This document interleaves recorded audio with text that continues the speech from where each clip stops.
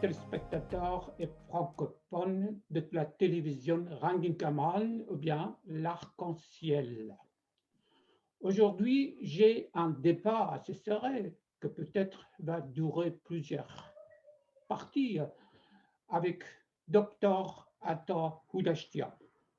Il est un professeur de sciences politiques au Canada. Le sujet s'appelle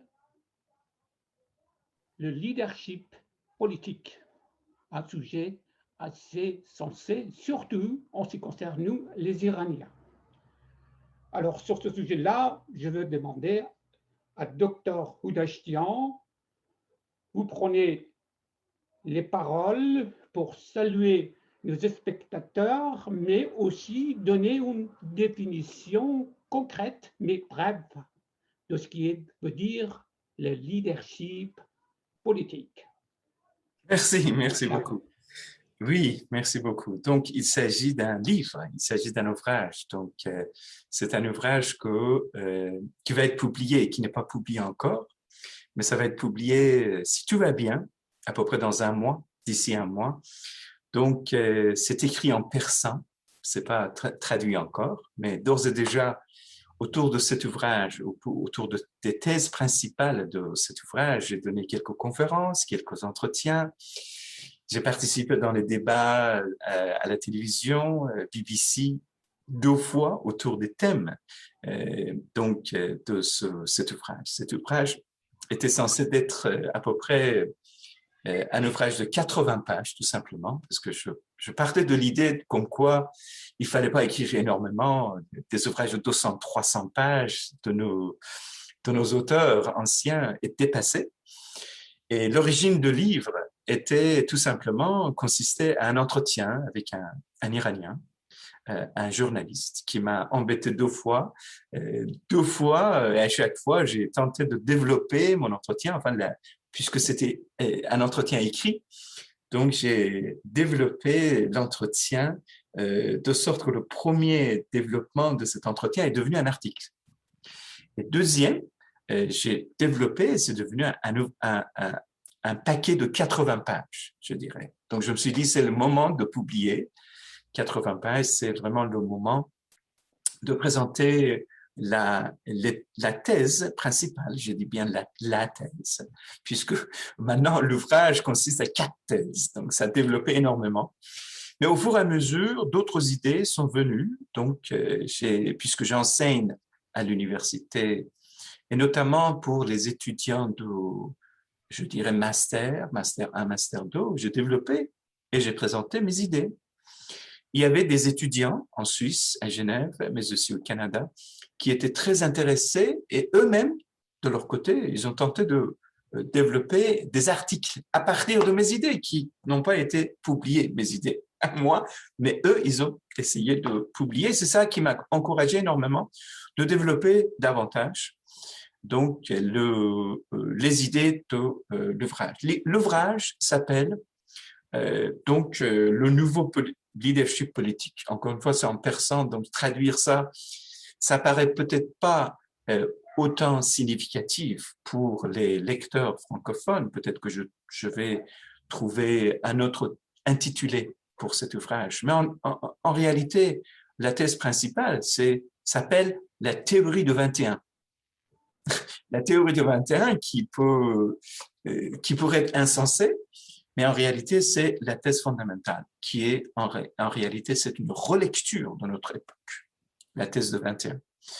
Mais je ne veux pas partir si loin. Je vais d'abord vous présenter ce que c'est l'ouvrage, l'histoire de l'ouvrage, et les chapitres et les thèses fondatrices, qui sont en réalité 4. Encore une fois, ce sont des thèses qui ont été développées au fur et à mesure, durant 2 ans et demi de réflexion et de recherche, et 2 ans et demi qui étaient longs, évidemment, puisque je voyageais dans différents pays pour mon propre travail.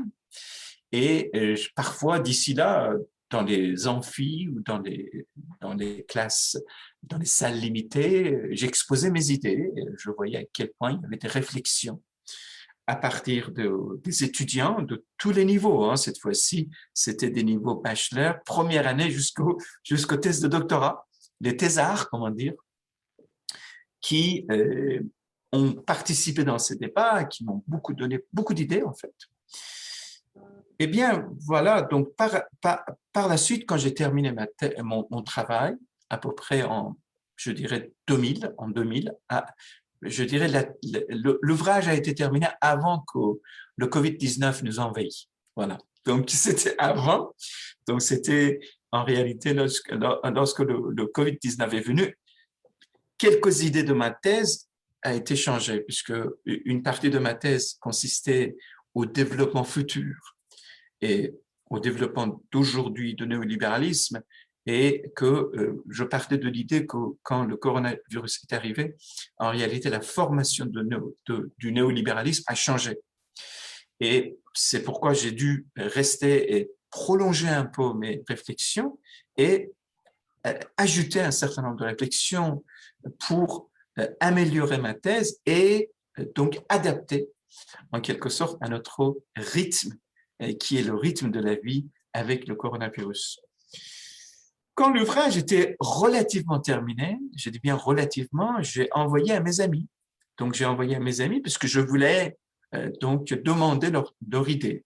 Des amis que toi-même tu connais, des amis qui sont très connus, les auteurs, les écrivains, les philosophes, les sociologues, que naturellement, ces gens-là ont été divisés en deux parties. Des parties vraiment des penseurs, des initiateurs de nouvelles idées dans le domaine de la sociologie, dans le domaine de la philosophie, mais aussi dans le domaine de la science, qui ont étudié le livre, qui m'ont donné leurs réflexions à tous les niveaux, la méthode, la structure, la thèse et même l'écriture. J'ai même donné aux gens pour qu'ils puissent me corriger, m'aider pour une belle écriture en persan. Parce que je sais bien qu'un certain nombre de concepts sont à découvrir, même réécrire les thèses, même les concepts, puisque par exemple le concept de 21, je ne savais pas comment présenter ça. 21, c'est incompréhensible et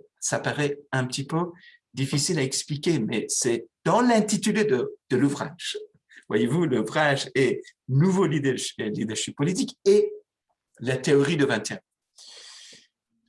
Et donc, 17 personnes ont lu, 7 personnes sont considérées comme pour moi des auteurs, des écrivains et tout, et 10 personnes étaient des gens intéressés, des écrivains eux aussi, mais aussi des étudiants de niveau thèse, de niveau master, qui ont étudié le livre, sous forme des groupes aussi. Hein. On a organisé aussi un groupe à peu près qui a duré 7-8 mois à peu près, qui ont étudié tous les chapitres les uns après les autres. Et je ne dis pas du tout en aucune manière que ces gens-là soutiennent tous mes thèses. Bon, il y avait des critiques, il y avait des gens qui n'étaient pas tout à fait contents de ma thèse, mais tout ce qu'ils disaient, je recevais avec les bras ouverts, je tentais de changer en fonction de mes idées aussi. Donc, c'est ça, en fait, ces réflexions continuent. Notre groupe dont je te parlais, existe encore. Et j'ai donné aussi des conférences sur la thèse à Toronto, participé dans les entretiens également, etc., etc., etc. Bon, revenons sur les thèses principales de l'ouvrage, puisque, encore une fois, c'est un ouvrage qui m'a appris beaucoup de réflexion, véritablement. Je ne voulais pas sortir, c'est mon 4e livre que je publie. Et donc trois ouvrages en persan, un ouvrage en français, traduit en anglais, qui s'appelle Une modernité sans Occident, puisque mon domaine principal de thèse de doctorat, ainsi que même mon master, un DEA, que j'ai pris, était autour de la question et la problématique de la modernité, mais la modernité aussi dans les pays non occidentaux. Donc, c'est ça le challenge, comment dire. Paradoxe. C'est ça le paradoxe, disons, la plus problématique qu'on a tenté de réfléchir, tout simplement. Bon, Les moi, je quatre vais poser encore des questions. D'abord, oui, comme vous avez dit, le chiffre 21, ou le sans doute dire 21, 21e siècle, c'est ça? La- oui, c'est ça le, 21, tu ça veut viens de dire dire 2000. paradoxe. C'est ça, en fait, on pourrait Voilà. éventuellement faire une connexion. Ce n'est pas du tout la même chose, ce n'est pas du tout le XXe siècle, mais la thèse est aussi, c'est une réflexion de notre époque de XXe siècle et D'accord. que c'est aussi 21. 21, c'est Déjà, la 21 formation. siècle, pareil. OK. Voilà. Bon, je 21, c'est la rajoute encore formation. une petite chose parce que leadership, c'est un mot anglais qui est aussi utilisé, mais beaucoup moins en français. Et Voilà. je rajoute que leadership, ici, en première vue, par le mot leadership, on peut penser par exemple à un pouvoir charismatique, autoritaire, mais dans une version anglaise, le mot réduit au statut de quelqu'un, ou bien un groupe de dirigeants qui dirigent, par exemple, une entreprise, un club sportif, ou quelque chose pareil. Donc, le mot, étymologiquement, n'est pas le même poids dans les deux langues.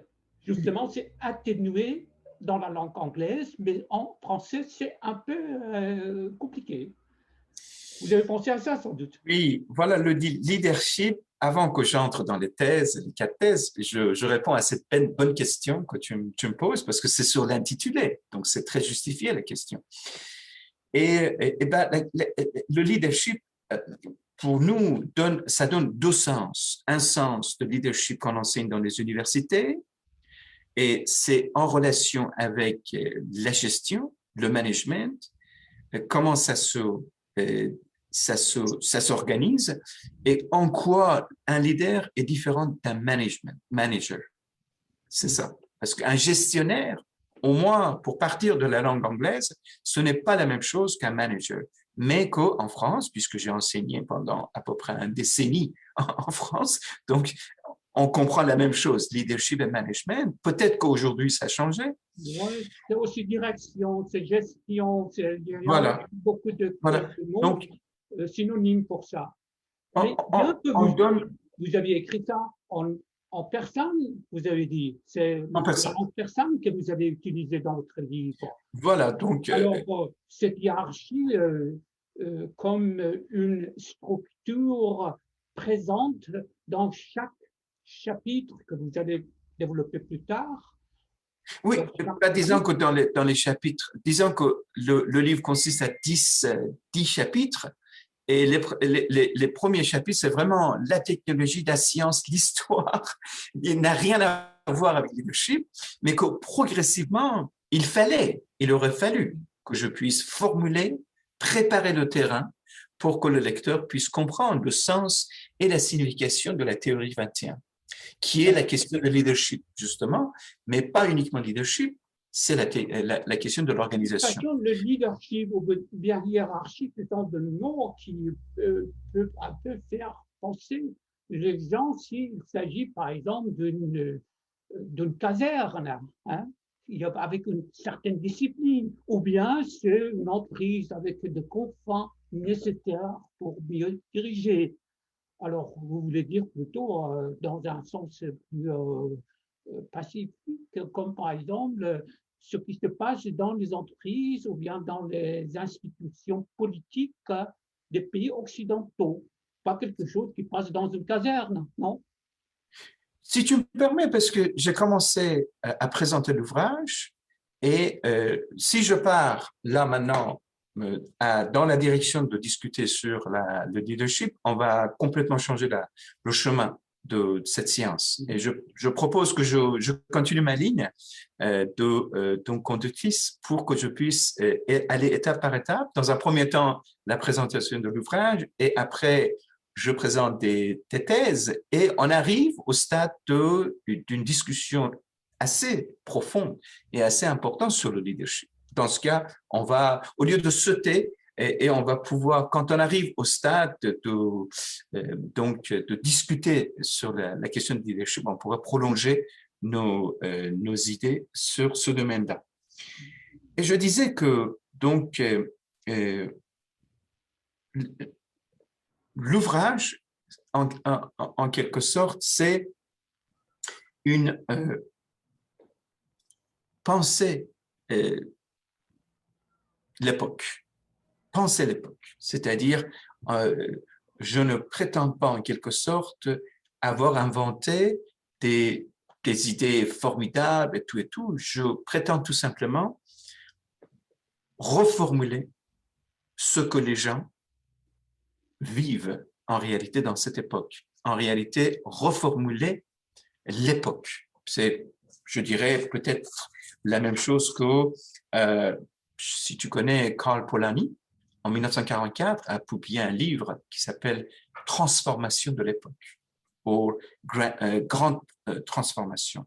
Grande Transformation, c'était l'écriture de l'époque. C'était une repensée de l'époque. C'est ça que j'ai essayé de faire dans 4 domaines. Ces 4 domaines, la première, c'est donc participer. J'ai essayé de traduire ça, parce que c'est pas évident. J'ai essayé de trouver le mot qui convient en français, mais aussi en anglais.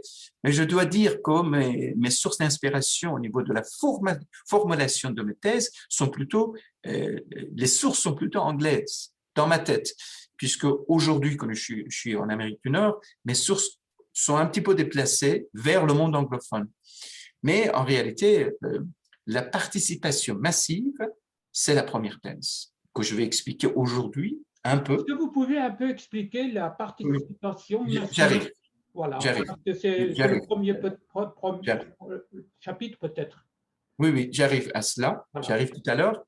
La deuxième thèse, c'est la thèse de l'organisation. L'organisation horizontale et l'organisation verticale, et tout un grand débat à ce sujet. L'un des chapitres le plus longs que j'ai, c'est vraiment le débat par rapport à l'horizontal et vertical, et ma conclusion, c'est ni vertical ni horizontal, bien sûr. Ce n'est pas, encore une fois, mon invention, mais c'est la thèse qui existe aujourd'hui. Évidemment que notre époque va vers l'horizontal. Ça, c'est confirmé. La troisième thèse, c'est leadership politique. Puisque une fois que l'organisation a pris forme dans notre tête, nous savons de quoi nous parlons au niveau de l'organisation, c'est-à-dire le rapport entre les individus, le rapport entre l'individu et l'autorité, et la définition de l'autorité, puisqu'il y a tout un chapitre sur ce que c'est l'autorité, ce que c'est le pouvoir, et comment faut-il redéfinir le pouvoir, et le rapport entre les individus entre eux, et les individus en réalité avec l'autorité, à partir des penseurs comme Max Weber et les autres que je vais citer maintenant. Et après, la quatrième thèse, c'est la thèse principale qui est le résumé de tout ça sur le plan de leadership et sur le plan de l'organisation, c'est la thèse de 21. La thèse de 21 résume tout ça après donc à peu près 8-9 chapitres que donc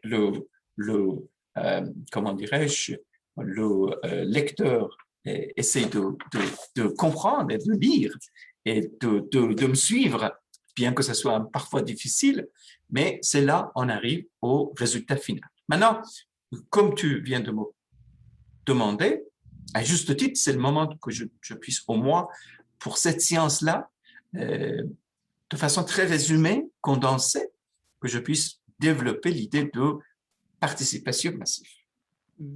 Voilà, alors il y avait eu pas mal de dictateurs au XXe siècle qui ont aussi parlé de sorte d'organisation, discipline politique ou bien politisée.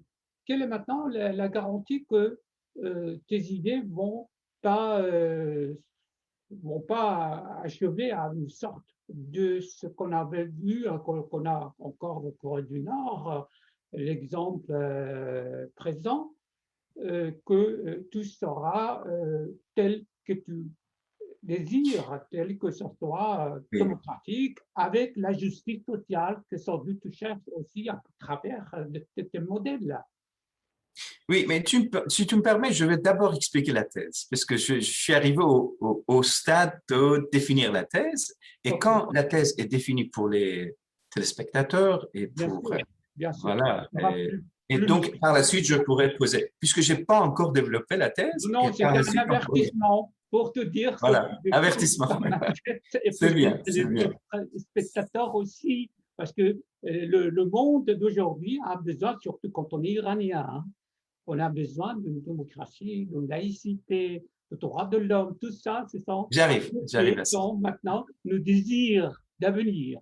Voilà. Pour cette science-là, malheureusement, je ne peux pas entrer, on n'aura pas le temps d'entrer beaucoup dans la politique. On entre dans la préparation de terrain. Donc, il faut d'abord que les gens soient un peu patients pour OK. qu'ils puissent me suivre, ils essayent de me suivre, et par la suite, je vais petit à petit.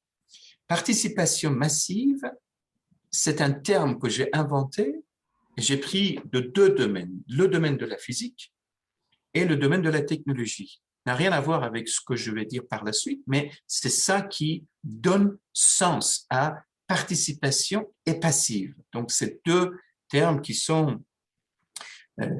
composent ensemble pour que je puisse exprimer ma thèse. Donc, quand on comprend masse, c'est on pourrait dire condensation. Donc, condensation de masse. Ou masse, on sait ce que c'est. Masse, c'est quelque chose en physique. C'est donc tout ce qui existe avant que tout ce qui existe de façon très condensée. C'est la Ou condensation de l'énergie de qui l'énergie. peuvent se développer dans d'autres formes Voilà, exactement. matière. Voilà. Ça pourrait être aussi considéré comme transformation de gaz liquide aussi. C'est condensé. Qu'est-ce qui est masse? C'est condensé. Et puisque c'est condensation de masse, là, je parle de condensation du peuple. Je prends ce terme et je ramène ça dans le domaine social. Je dirais que nous, voilà, la thèse, c'est la suivante. La thèse. Je dirais que, contrairement à ce que l'histoire de l'humanité a vécu depuis presque 2000 ans, 2000 ans, depuis la première fondation de l'État, dans le sens de Hegel, quand il parle de la fondation de l'État chez les Perses, où à peu près il dit c'est la première fondation véritable de l'État, pas l'État dans le sens moderne, mais l'État comme une administration élargie, la participation massive telle que je décris, ça va être au contraire de ce que l'humanité a vécu jusqu'à là, jusqu'à l'époque où je prétends et je formule le début de la participation massive. Qu'est-ce qui est? Maintenant, j'explique. Maintenant, j'explique. Donc, encore une fois, c'est une situation qui est le contraire de ce que l'humanité a vécu jusqu'à aujourd'hui. Mais quand je dis aujourd'hui, c'est pas aujourd'hui même, c'est jusqu'à notre époque. Maintenant, il y a 3-4 éléments qui définissent la participation massive, qui donne la possibilité pour que qui a donné la possibilité pour que cette participation massive existe, qui explique la participation massive. Alors la première, c'est dans le domaine social et économique, puisque c'est, encore une fois, on n'est pas dans le domaine de la science. La première, c'est l'ouverture que le néolibéralisme a offert au monde pour que le marché économique soit ouvert et tout le monde puisse participer dans le marché. Dans un premier temps, on pense que c'est une évolution naturelle de l'existence humaine, mais quand on réfléchit bien et quand on compare surtout cette situation, cette époque avec l'époque précédente, c'est-à-dire l'époque avant la mondialisation, on comprend la différence. On voit que notre monde a véritablement changé, n'est-ce pas? Bon, ça, c'est le premier élément. Maintenant, je ne veux pas entrer dans la mondialisation. On sait très bien que la mondialisation, c'est un débat très, comment dirais-je, important. mais ce n'est pas le moment de discuter sur la mondialisation. On pourrait discuter probablement sur l'un des éléments de la mondialisation qui est le néolibéralisme. Maintenant, ça, c'est la première chose. Le deuxième élément, c'est la réduction du niveau de l'intervention de l'État, aussi bien sur le marché que sur la société. Ça aussi, c'est l'une des conséquences du néolibéralisme, tel que le néolibéralisme a été défini, redéfini maintes fois par différents auteurs, différents économistes. Je ne veux pas encore entrer, à moi que tu me poses la question, qu'est-ce que c'est le néolibéralisme? On pourrait discuter, mais il y a tout un chapitre dans le livre sur le néolibéralisme. Maintenant, le néolibéralisme qui offre le marché libre, mais aussi une société dans laquelle tout le monde peut participer, en réalité, nous pousse vers une ouverture, vers une nouvelle société dans laquelle tout le monde, et quand je dis bien tout le monde, à tous les niveaux, le plus pauvre ou presque et le plus grand, participe massivement même dans la société. Ça, c'est-à-dire que nous sommes en face d'une nouvelle situation où le petit prend le courage de pouvoir participer, puisqu'il n'avait pas de courage de participer, d'entrer et critiquer et avoir des attentes. Voilà, les deux niveaux d'attente se forment dans sa tête, l'attente de l'autre, l'attente de soi-même, deux niveaux de expectation, deux niveaux attendre. Il attend à ce qu'il puisse participer, lui aussi participer dans les affaires de tout le monde, même dans les affaires qui ne lui concernent pas, même dans les affaires qu'il ne connaît pas du tout, mais il ose participer. Voilà déjà une transformation psychologique assez importante. Et deuxième, c'est une attente de soi-même, comme quoi moi aussi, je suis quelqu'un. Ça, c'est la première, pardon, je rectifie. Et le deuxième, c'est l'attente de l'autre. Quand maintenant, je vais prendre ma place. Donc, l'attente de soi-même pour que lui-même puisse participer, l'attente d'une nouvelle identité de soi et l'attente de l'autre. Comme quoi, l'autre, comme l'État, les institutions, puissent aussi répondre à ses besoins. Je dirais que si on réfléchit bien, il y a une telle transformation dans la société qui était, ça c'est le troisième élément, accélérée par la digitalisation et la naissance des réseaux d'Internet. Voilà la naissance des réseaux d'Internet. C'est-à-dire que les réseaux d'Internet ont accentué cette participation massive. C'est à travers les réseaux que désormais, nous participons dans les affaires de tout le monde. Dans les affaires de tout le monde. Dans les affaires qui ne nous concernent pas, nous participons, nous donnons notre avis. Donc, le premier élément, c'est le néolibéralisme qui a donné l'accès à un marché libre, à une réduction de l'État. Ça, c'est le premier. Je reformule là. Et le deuxième, c'est en quelque sorte, pour être très résumé, la digitalisation qui a donné l'accès en quelque sorte à l'existence et au développement des réseaux virtuels, qui est très important. Je reviendrai là-dessus si nécessaire, parce que ça, on pourrait effectivement discuter. Je crois que tu vas certainement formuler tes idées. Et le troisième élément, qui est plutôt philosophique, c'est le déclin de la vérité absolue. Donc, il y a trois éléments. Je reviens sur les déclins.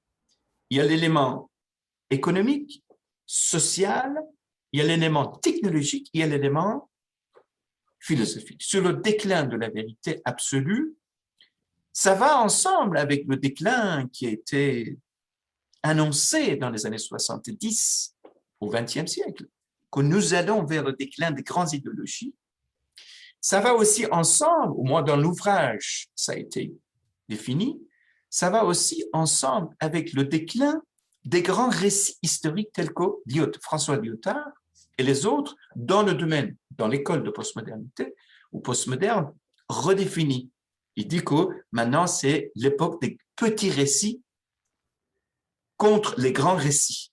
Alors, je prends de tous ces éléments l'idée de déclin des grandes vérités ou des vérités absolues.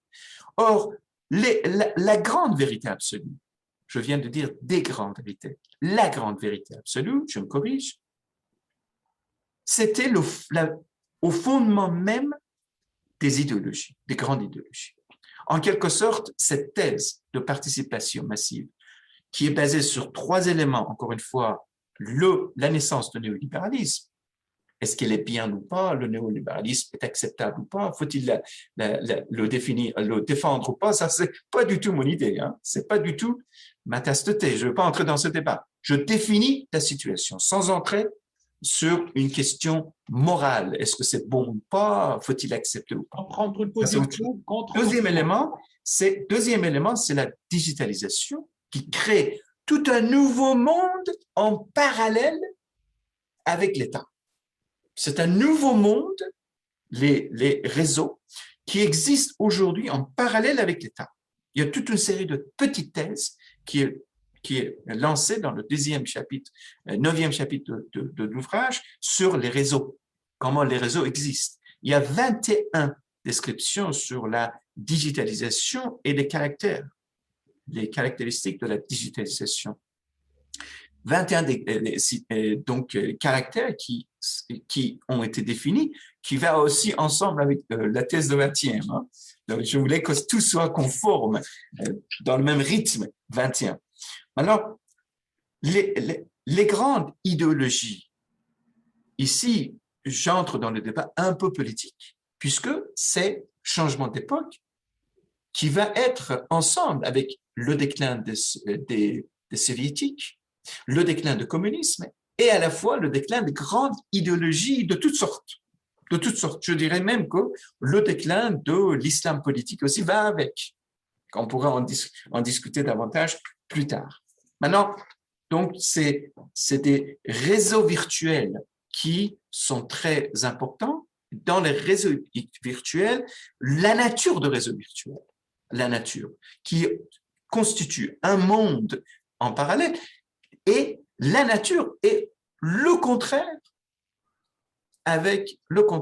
de l'idéologie. On ne peut pas comprendre quand on est dans le réseau.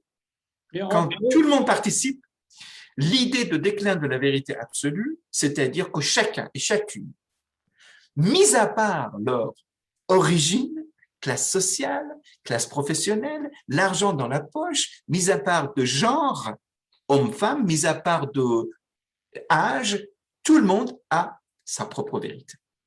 Chacun et chacune a sa propre. Donc, ça va être le contraire avec tout ce qui est la vérité absolue. Nous sommes dans cette époque-là que j'ai essayé de décrire très résumé, juste la première thèse. Maintenant, je vais m'arrêter. Si jamais il y a des questions, je pourrais effectivement tenter. D'abord, une question tout à fait technique. Il y a combien de pages que tu développes maintenant à résumer de ça? Il y en a combien de pages déjà? Juste pour sa participation massive. Je veux dire, pour l'ouvrage. Le livre. Le livre, c'est... Mais écoute, il faudrait que ça soit publié, que je puisse te dire, parce que tel que c'est dans mon ordinateur, et qui est pour envoyer chez l'éditeur, comment dirais-je, chez la maison de publication, c'est 250 pages à peu près. Mais je crois qu'avec les notes et tout, ça va être un peu plus. Donc, naturellement, j'espère, je voulais pas du tout que ça soit aussi grand, aussi donc volumineux. Mon dernier livre, c'était 300 pages. Et là, je pense que ça va être 250 ou 300 pages. Ça dépend de la maison de publication, comment ils vont publier. Et qu'est-ce qui est très important, c'est que... Les idées de base, quand tu parles maintenant si couramment français, c'était en quelle langue? Français, anglais, iranien, la langue persane, c'était quoi l'idée de base quand la première fois tu as pris en français, parce que j'enseigne pour écrire? J'enseigne énormément en français, j'enseigne un peu en anglais. Non, je disais tout à l'heure que les concepts passent à ma tête en anglais parfois, mais j'enseigne effectivement mes cours en français et que les idées de base sont venues, oui, en persan, en français. Les idées de base relèvent des événements en Iran, tout simplement, des événements en Iran. C'est-à-dire l'origine, c'est la question que j'attendais que tu me poses, l'origine de l'ouvrage. Maintenant, j'attendais que tu me poses des questions par rapport à les tests de participation, mais je peux revenir sur la question de l'origine du livre. L'origine du livre, c'était la situation en Iran, bien sûr. C'était ça à l'origine. Encore une fois, l'entretien que j'avais avec le journaliste était par rapport à la situation iranienne. Et donc, après, j'ai développé, parce que l'idée de participation de masse, massive ou masse, où l'idée d'organisation horizontale et tout n'a rien à voir avec la situation en Iran, mais il y a des éléments. Il y a des éléments qui sont en relation avec ça. On pourrait peut-être discuter, avant que j'entame la deuxième thèse, on pourrait peut-être discuter la relation de tout ça avec l'Iran, par exemple. Oui. Alors, quelle est maintenant la garantie que ton modèle soit applicable en Iran sous le régime islamique? Est-ce que d'abord, tu as pensé à une priorité de se débarrasser du régime pour que ce modèle puisse être réalisable dans un pays où maintenant il y a des censures, il y a des répressions, il y a enfin, tout ce qui empêche ce genre d'activité démocratique? Le livre parle de la situation d'Iran, évidemment. C'est pas un livre dans l'abstrait. Et ça parle aussi de la situation en Europe et en Amérique, beaucoup moins au Canada, par exemple, mais en Amérique énormément, beaucoup en Europe. L'ouvrage parle aussi des changements en Iran, en réalité. Des changements qui sont, à mes yeux, véritablement considérables.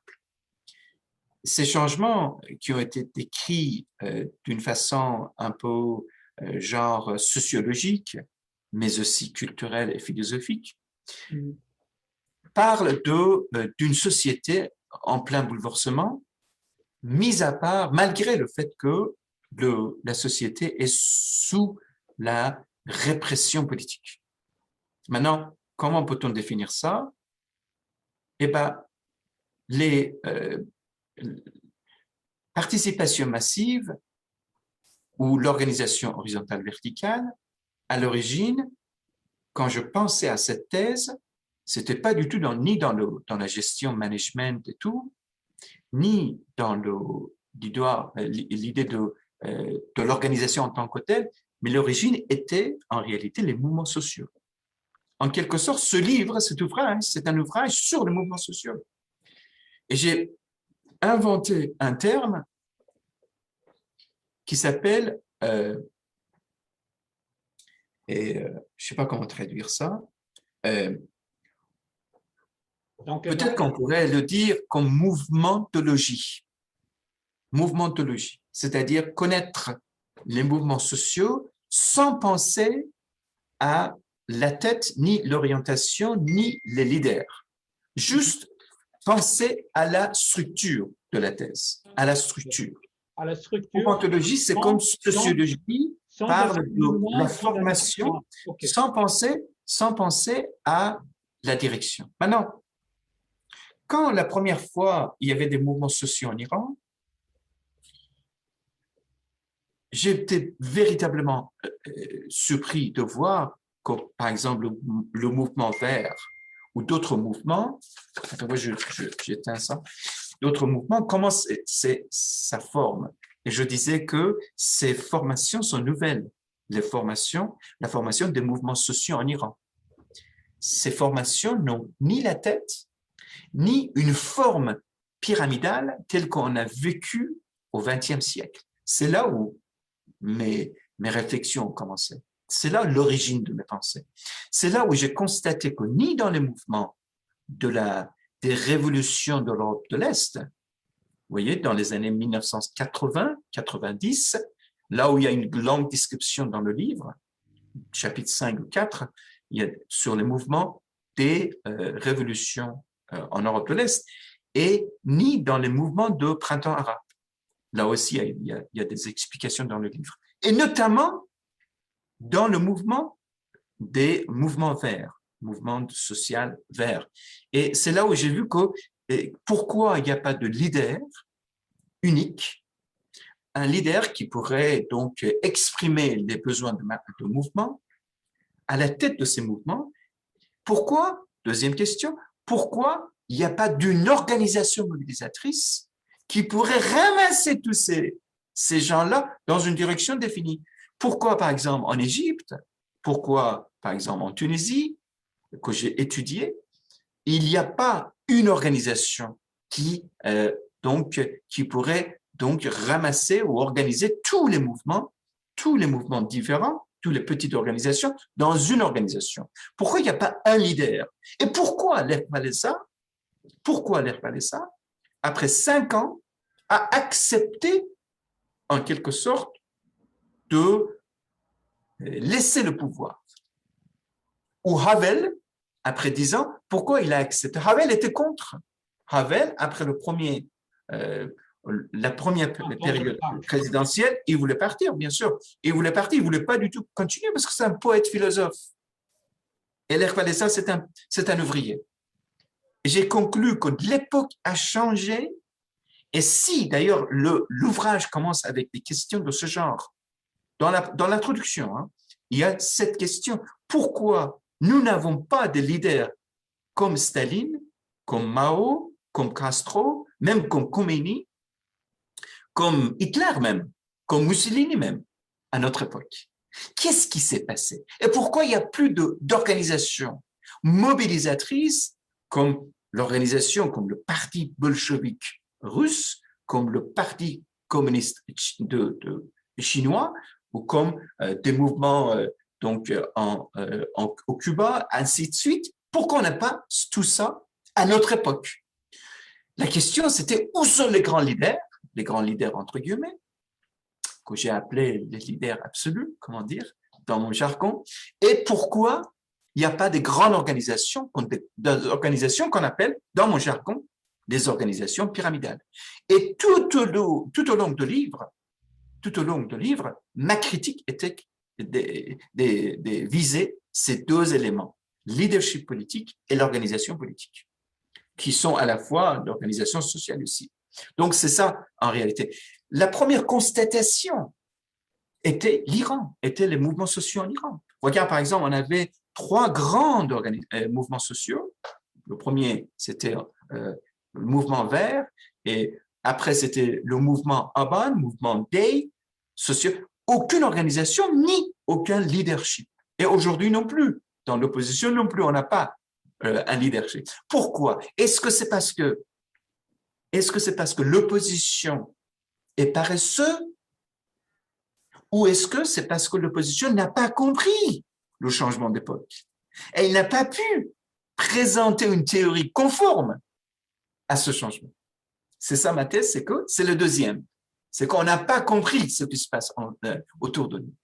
D'accord. Alors, tu parles d'une sorte de pyramide avec un pic et avec une base qui doit s'entendre. Il faut que les gens s'entraînent pour qu'ils puissent travailler ensemble, idéalement, et avec une sorte de justice sociale, que ça soit aussi applicable dans le temps moderne, dans le 21e siècle, que tu as déjà fait allusion, comme le titre de ton livre.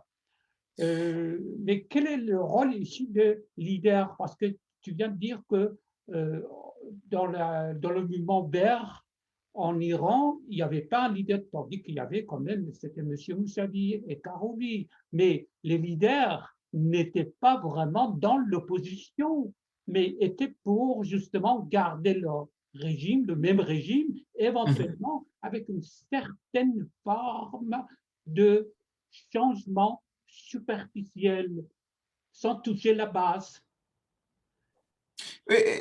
C'est-à-dire que si tu veux, je ne veux pas vraiment entrer dans ce débat maintenant, mais je comprends qu'à chaque fois, ce genre de questions surgissent, et c'est tout à fait normal, c'est tout à fait normal.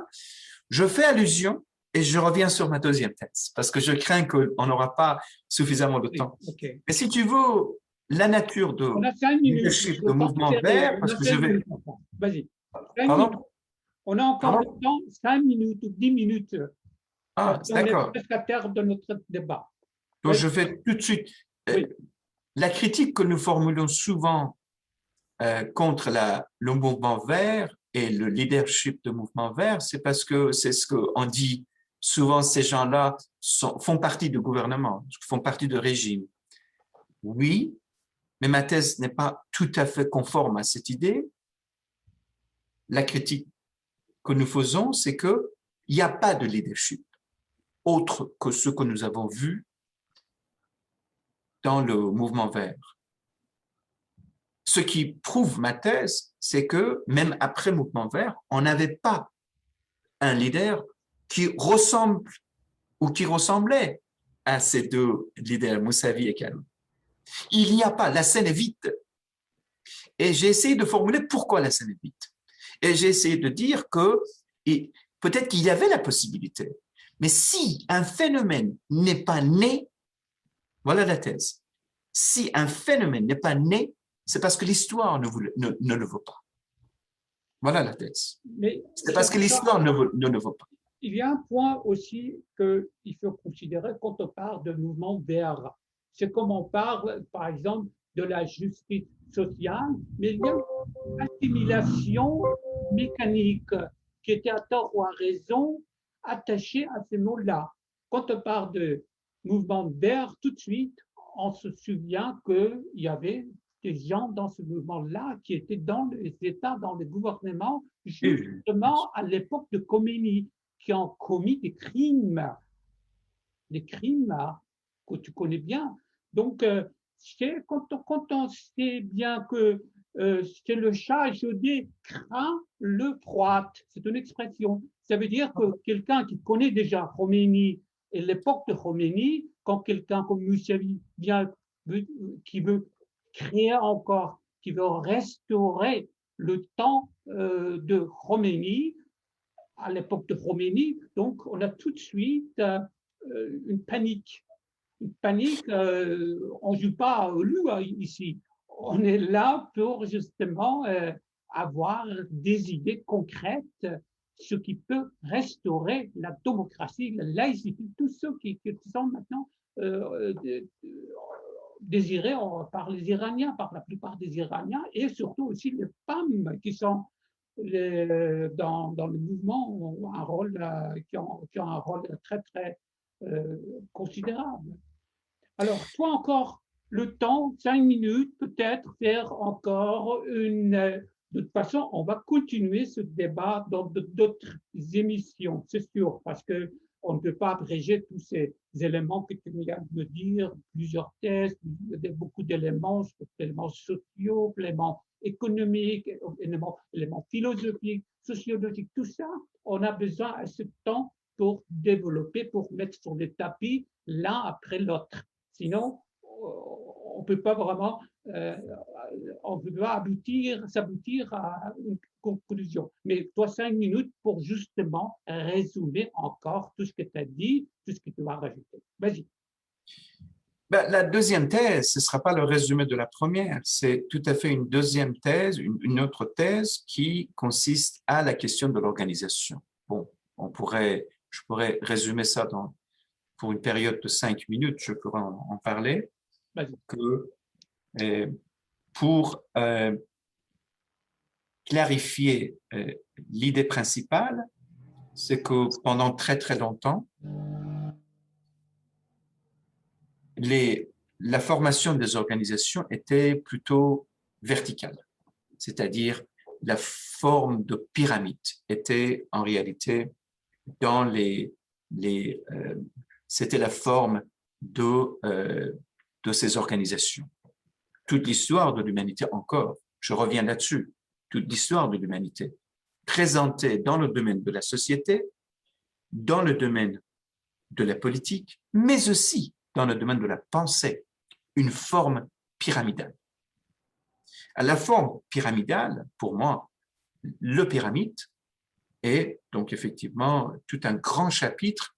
J'ai analysé qu'est-ce que le pyramide et comment le pyramide se présente et s'est présenté dans différents domaines. Et c'est là où je viens sur la question de théorie de 21. Mais pour parler de l'organisation, il faut dire que le troisième, cinquième chapitre parle de l'histoire de l'organisation, comment l'organisation telle que nous voyons aujourd'hui, telle que nous avons vécu en Iran, les partis politiques, les organisations dans tous les domaines, de production, les organisations économiques. Mon idée, c'est que tout ça s'est inspiré l'un de l'autre, c'est-à-dire que dans une société despotique, comment dire, on ne peut pas attendre à ce qu'il y ait une organisation sociale démocratique. Et dans une organisation démocratique, on ne peut pas véritablement attendre qu'une tendance despotique pourrait persister. Ça peut exister, mais ça ne peut pas continuer à exister. Ça ne peut pas persister. De là, j'ai donné effectivement l'histoire de l'évolution de la pensée de l'organisation. Et j'ai donné à peu près, je pense que 9 théoriciens de l'organisation. Donc, vous savez que l'idée de l'organisation commence avec Taylor, Frederick Taylor. Et le Taylorisme est l'idée principale de management scientifique, scientific management, qui était en réalité, c'est un Américain qui n'était pas du tout un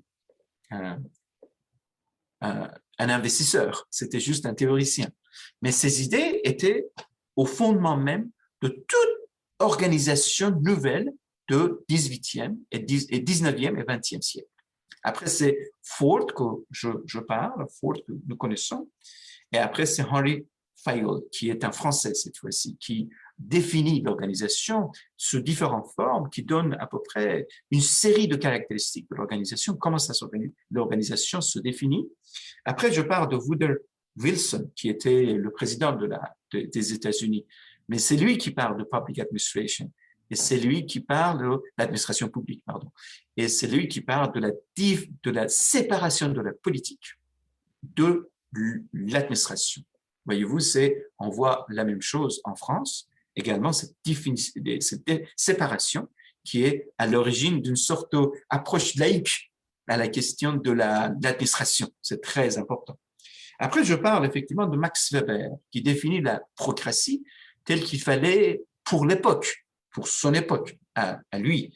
Donc après, je propose quelques idées de critique contre la théorie de Max Weber. Et après, je parle de Likert, René Ricker, qui était considéré comme l'un des penseurs de l'école de relations humaines dans le domaine de l'organisation, qui est très important. Et je ne vais pas insister beaucoup, j'insiste pas beaucoup dans mon ouvrage sur l'école de relations humaines, et je saute sur Greenhofstadt, qui était depuis longtemps l'un de mes références sur la question de l'organisation, la question de culture de l'organisation, la question de différences culturelles que j'enseignais en France, mais aussi ailleurs, management culturel, management interculturel, communication interculturelle, et tout ça. Et c'est lui qui donne justement cette déformation donc de l'organisation plus souple, l'organisation très fermée. Voyez-vous, c'est ça l'une des origines de mon réflexion. Après, ce qui est très important, c'est Anthony Giddens. Anthony Giddens, les Iraniens connaissent, parce qu'il y a beaucoup d'ouvrages, beaucoup d'articles sur Anthony Giddens, c'est un Anglais. Lui aussi m'a donné beaucoup d'idées sur la question de l'organisation. Mais le plus important parmi les 9 que j'ai introduits, c'est Frédéric Laloux.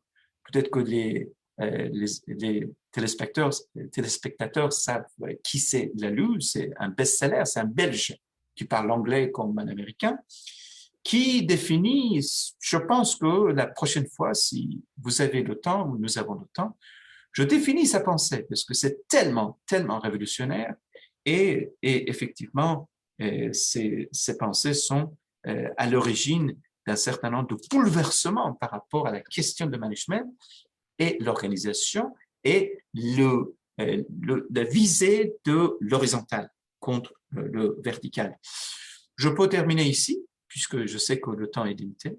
Merci beaucoup. Alors, j'ai déjà réalisé que tu as un bon œil sur tous les éléments et le résultat encourageant devrait être abouti avec tout ce que tu viens de dire dans les prochaines émissions, parce que notre temps est malheureusement serré, on est arrivé à notre terme. Et alors, je t'invite ici, devant tout le monde, nos spectateurs, pour la prochaine émission pour mieux développer. Tu as dit beaucoup de mots, beaucoup de concepts qu'il peut vraiment développer. Bien sûr. Peut-être il y aura aussi des questions à poser. OK. Donc, Bien sûr. merci, Dr. Atta Houdashtian, et merci nos téléspectateurs de Rangekaman, ou bien l'Arc-en-Ciel, une télévision à Paris. Et moi, je suis John Sharpashidian, un présentateur de cette télévision. Je vous saluerai et puis à la prochaine fois. Merci. Et encore, merci. À la prochaine.